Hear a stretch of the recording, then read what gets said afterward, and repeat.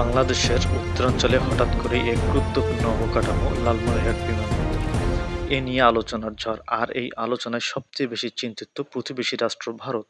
লালমনিরহাট বাংলাদেশের এক শান্তিপূর্ণ জেলা, কিন্তু এই জেলাতেই সরকার যখন ঘোষণা করলো এখানে একটি পূর্ণাঙ্গ আন্তর্জাতিক মানের বিমানবন্দর গড়ে তোলা হবে, তখন সেটা কেবল দেশের অভ্যন্তরেই নয়, বিশেষ করে সীমান্ত ভারতের পেরিয়ে সারা পশ্চিমবঙ্গ ফেলল। ও আসামের সাথে লালমনিরহাটের ভৌগোলিক অবস্থান বেশ সংবেদনশীল।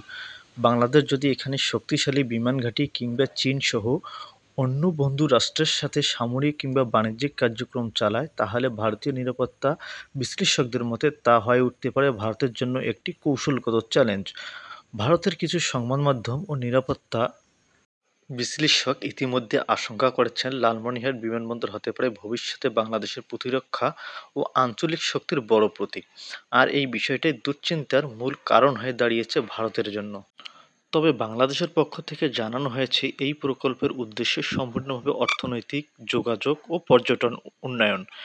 এই কোনো সামরিক ঘাঁটি নয়, বরং দেশের উত্তরাঞ্চলের উন্নয়নের জন্য একটি বড় পদক্ষেপ।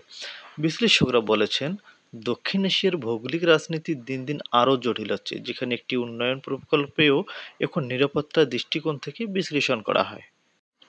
লালমনিরহাট বিমানবন্দর এখন শুধু একটি অবকাঠামো নয়, এটি হয়ে উঠেছে দক্ষিণ এশিয়ার ভিতর আঞ্চলিক শক্তির একটি প্রতিচ্ছবি।